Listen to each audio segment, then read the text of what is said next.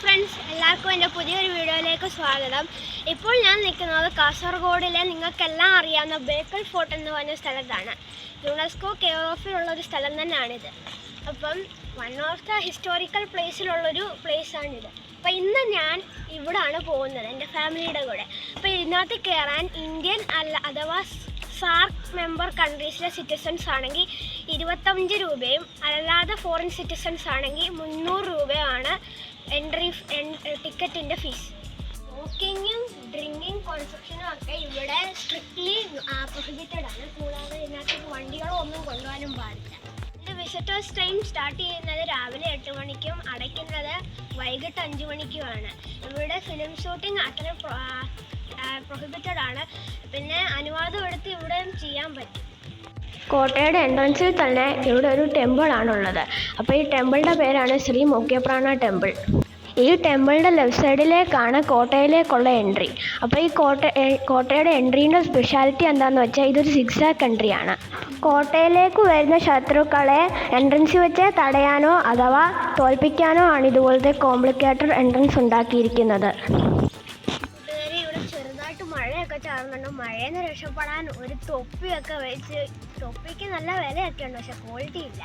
അപ്പം ഇവിടെയൊക്കെ നടക്കുകയാണ്. ഞങ്ങളിപ്പോൾ കോട്ടയൻ്റെ അകത്താണ്. അപ്പോൾ ഇവിടെ നല്ല മെഡോസ്, നല്ല പൂക്കൾ, നല്ലോണം ഗാർഡനൊക്കെ അറേഞ്ച് ചെയ്ത് വെച്ചിട്ടുണ്ട്.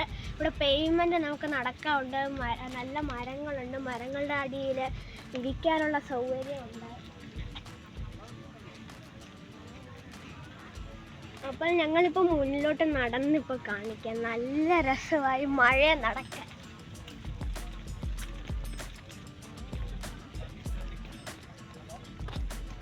അപ്പോൾ കൂട്ടുകാരെ, ഇപ്പം നിങ്ങൾ അവിടെ കാണുന്നത് ഈ ഒരു ഫോർട്ടിൻ്റെ ഭാഗം തന്നെയാണ്.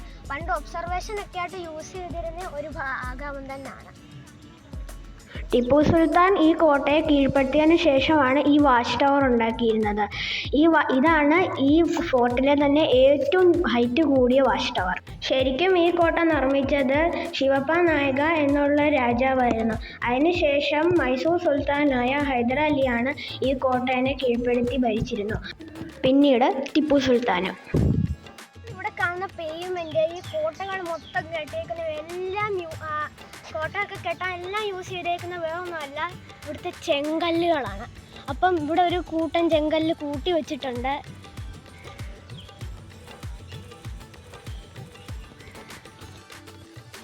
നിങ്ങളിപ്പോൾ ഈ കാണുന്നതാണ് ടിപ്പു സുൽത്താൻ പണിഞ്ഞ വാച്ച് ടവർ. വർഷങ്ങളായിട്ട് ഇവിടെ ഉള്ള ഈ ഒരു കോട്ട പല നൂറ്റാണ്ടുകളായിട്ട് ഇവിടെ ഉള്ള, എന്നിട്ടും ഇവിടുത്തെ ഈ ചെങ്കല്ലിനോ ഈ ഒരു കോട്ടകൾക്കോ ഈ പേയ്മെൻ്റ് ഒന്നും പറ്റിയിട്ടില്ല. ഒരു വലിയ തേയ്മാനോ ഒന്നും പറ്റിയിട്ടില്ലാത്തൊരു അടിപൊളിയായിട്ട് മെയിൻറ്റെയിൻ ചെയ്തേക്കുന്ന ഒരു സ്ഥലമാണ്. അധികം വേസ്റ്റ് പോലും ഇവിടെ ആരും ഇടുന്നില്ല. അപ്പം അങ്ങോട്ട് നോക്കുകയാണെങ്കിൽ വീണ്ടും ഒരു ഒബ്സർവേഷനുള്ള ഏരിയ നിങ്ങൾക്ക് കാണാം. അതിൻ്റെ അപ്പുറത്തൊരു ചെറിയ കുടിൽ പോലൊരു സാധനമൊക്കെ ഉണ്ട്. അപ്പോൾ ഫ്രണ്ട്സ്, നിങ്ങളിപ്പോൾ കാണുന്നത് ഇവിടുത്തെ ഒരു ഗാർഡൻ ഏരിയ ആണ്. അപ്പോൾ ഈ കാണുന്നതാണ് ഇവിടുത്തെ ലൈറ്റിംഗ് അറേഞ്ച്മെൻറ്റ്സ്. എല്ലായിടത്തും ഇങ്ങനെ ചെങ്കല്ലുകൾ അടുക്കി വെച്ചിട്ടുണ്ട്. സൈഡിലൊക്കെ നല്ല ചെടികളും. ഒരു രാത്രി വരുവാണെങ്കിൽ ഇവിടെ നല്ല രസമാണ്. ഇതുപോലത്തെ ഇഷ്ടംപോലെ ലാമ്പുകളൊക്കെ ഇവിടെ വെച്ചിട്ടുണ്ട്. നിങ്ങൾക്ക് നോക്കുവാണെങ്കിൽ അടിപൊളി ഒരു ഉഗ്രമായിട്ട് വളർന്നിരിക്കുന്ന ഒരു മാവാണ്. അതിൻ്റെ അടി ഇരിക്കാനുള്ള സ്ഥലവും എൻ്റെ അനിയത്തി ഇതിനകത്ത് തൂങ്ങുന്നുണ്ട്.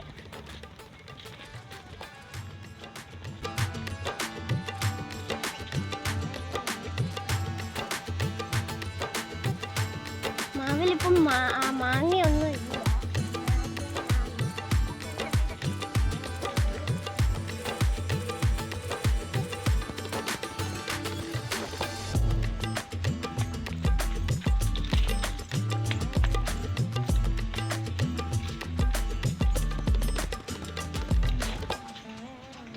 അപ്പോൾ ഇവിടെ ഡ്രിങ്കിങ് വാട്ടർ ഫെസിലിറ്റി ഒക്കെ ഉണ്ട്. 4 സൈഡിലും ഇങ്ങനെ ടാപ്പുകൾ ഉണ്ട്. വെള്ളമൊന്നും വരുന്നൊന്നുമില്ല കേട്ടോ. ഇതും യൂസ് ചെയ്തിട്ട് ചെങ്കല്ല് കൊണ്ടാണ് ഇതുണ്ടാക്കിയിരിക്കുന്നത്. നല്ല ഉറപ്പുണ്ട് ഇത് കേട്ടോ. കൈ ഇടിച്ചാൽ കൈ പോകും.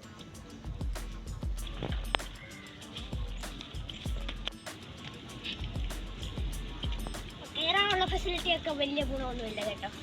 അപ്പോൾ കൂട്ടുകാരെ, മഴ പെയ്ത് ഇവിടെ മൊത്തം നല്ല പായലൊക്കെ പിടിച്ചിരിക്കുകയാണ്. നടക്കുവാണെങ്കിൽ തെന്നാനൊക്കെ ചാൻസ് ഉണ്ട്, അതുകൊണ്ട് സൂക്ഷിച്ചാണ് ഇവിടെ. ഇതിനപ്പുറത്ത് സൈഡിൽ കടലാണ് കേട്ടോ. അപ്പോൾ ഇവിടുന്ന് നോക്കിയാൽ ചെറുതായിട്ട് നമുക്ക് കടൽ കാണാം. കുറേ തെങ്ങിൻ്റെ ഇടയ്ക്കായതുകൊണ്ട് ഇച്ചിരി പാടാണ് കാണാൻ.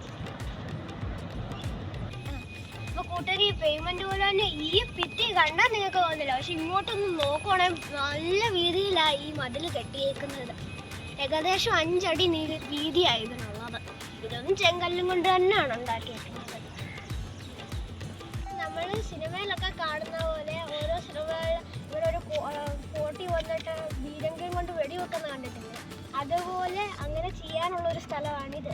ഇവിടെ ബീരങ്കി വെച്ച് ശത്രുക്കളെ ആക്രമിക്കാനാണ് ഇത് വെച്ചേക്കുന്നത്. അതല്ലാതെ ഈ സൈഡുകളിൽ കുഞ്ഞു കുഞ്ഞു ഹോളുകളുണ്ട്. ഇവിടെ കൂടാണ് കുഞ്ഞു തോക്കുകളും കൊണ്ട് വെടിവെക്കുന്നത്. അപ്പോൾ കൂട്ടുകാരെ, നിങ്ങളിപ്പോൾ ഈ കാണുന്ന സ്ഥലമാണ് 4 സൈഡിൽ നിന്നും ബീരങ്കിയും കൊണ്ട് വെടിവെക്കാൻ പറ്റുന്ന സ്ഥലമാണിത്. 4 സൈഡിൽ നിന്നും അതിനായിട്ടുള്ള വലിയ ഏരിയ ഉണ്ട്. താഴോട്ട് നോക്കുകയാണെങ്കിൽ ഇവിടെ ആൾത്താമസമൊക്കെ ഉണ്ട് ഈ ഫോർട്ടിന്റെ താഴെ തന്നെ. അപ്പം ഇത് ഫോർട്ടിന്റെ മതിലാണ് നിങ്ങൾ കാണുന്നത്. അതിൻ്റെ താഴത്തെ ആ ഒരു ഗ്രൗണ്ട് പോലത്തെ ഏരിയ ആണ്. ഞാൻ കുറച്ചു നേരം മുന്നേ പറഞ്ഞ 4 സൈഡിൽ നിന്നും ഇരിങ്ങയും കൊണ്ട് വെടിവെക്കാൻ പറ്റുന്ന സ്ഥലമാണ് ഇപ്പം ഈ കാണുന്നത്. ഇതിൻ്റെ താഴെ നോക്കിയുള്ള ഷേപ്പാണിത്, ഒരുമാതിരി സർക്കിൾ ഷേപ്പ്.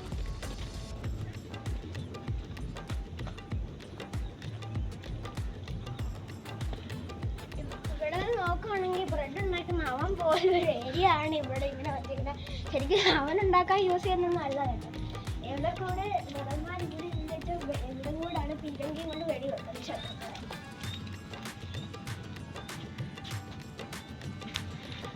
നിങ്ങൾക്ക് ഇവിടുന്ന് നോക്കുവാണെങ്കിൽ ഈ ഒരു ഫോർട്ടിനെ പൊക്കാൻ കാണാൻ പറ്റും.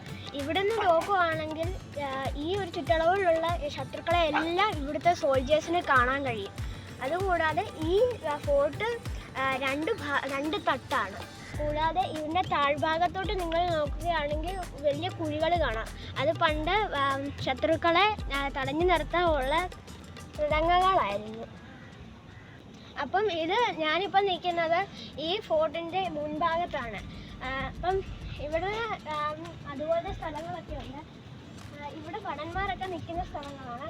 കൂടാതെ ഇവിടുന്ന് നോക്കുകയാണെങ്കിൽ നിങ്ങൾക്ക് ഈ ഫോർട്ടിൻ്റെ ഫ്രണ്ട് ഭാഗമൊക്കെ കാണാം. ഒരുപാട് കല്ലുകൾ അടുക്കി വെച്ചേക്കുന്നത്. അവിടെ കാണുന്നത് സോൾജേഴ്സിനെ നിന്ന് അവിടുന്ന് ഓരോ കാര്യങ്ങളും നിരീക്ഷിക്കാനുള്ള 2 സ്ഥലങ്ങളാണ്. 2 സൈഡിലും 2 എണ്ണം വെച്ചുണ്ട്.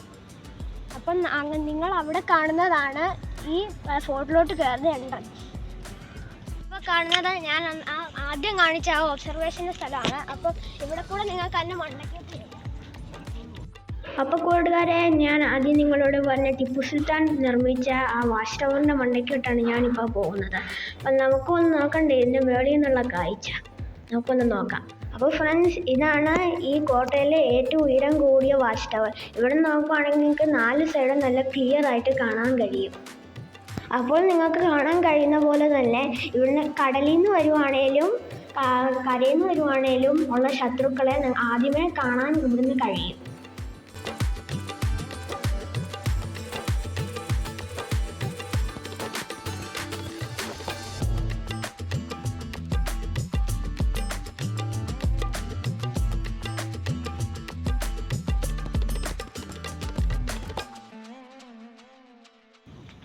നല്ല കുത്തനെയുള്ള ഇറക്കമായിരുന്നു. അവിടെ പിടിക്കാതെ പോയ ഉരുണ്ടങ്ങ് പോകും. കൂട്ടുകാരെ, ഞാനിപ്പോൾ ഇങ്ങോട്ടാണ്. ഇപ്പോൾ അടുത്തൊരു എന്താ നോക്കണ വ്യൂവും പിന്നെ അവിടെ ഒരു വീട് പോലൊരു സ്ഥലമുണ്ട്. എന്താണെന്ന് എനിക്ക് അറിയത്തില്ല, ഞാൻ എൻ്റെ അടുത്തോട്ട് പോയില്ല. ഇടയ്ക്കിടെ മയിലിൻ്റെ സൗണ്ടായി കേട്ടോ. ഇവിടെ 2-3 മയിലുണ്ട്. അങ്ങോട്ട് നോക്കിയാൽ നാണ്ട് ഒരുപാട് മയിലുകൾ അവിടെ ഉണ്ട് കേട്ടോ. ഇവിടുന്ന് കാണുമോയെന്ന് എനിക്കറിയത്തില്ല. ഇന്ത്യയുടെ ഒരു സിമ്പിള് പോലെ മയിൽ ഒരു കടലിലെടുത്തിരിക്കുന്നത് നല്ലൊരു വ്യൂ തന്നെ ആയിപ്പോയി കേട്ടോ. അപ്പം ഞാൻ അങ്ങോട്ട് നടക്കാം. കൂട്ടുകാർ, ഇതെന്തോ ഞാൻ നോക്കാം. പക്ഷെ മിഷനൊക്കെ ഉണ്ട്.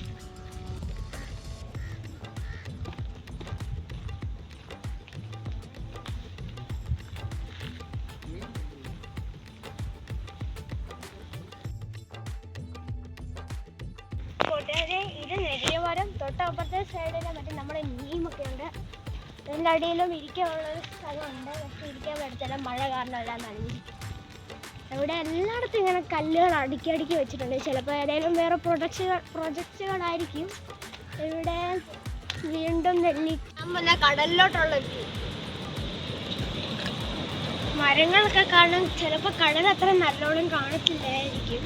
പക്ഷെ ഇവിടെ നിന്ന് നോക്കുവാണെങ്കിൽ കടലൊക്കെ ക്ലിയർ ആയിട്ട്.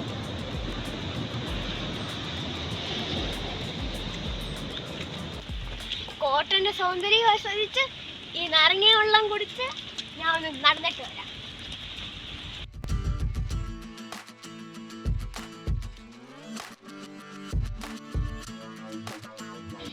ഉറപ്പായിട്ട് നിങ്ങൾ മസ്റ്റായിട്ട് വിസിറ്റ് ചെയ്യേണ്ട ഒരു വിസിറ്റിംഗ് പോയിന്റ് തന്നെയാണിത്. അപ്പം എൻ്റെ ഈ വീഡിയോ ഇഷ്ടപ്പെട്ടെങ്കിൽ എല്ലാവരും ലൈക്കും സബ്സ്ക്രൈബും ചെയ്യാൻ മറക്കല്ലേ.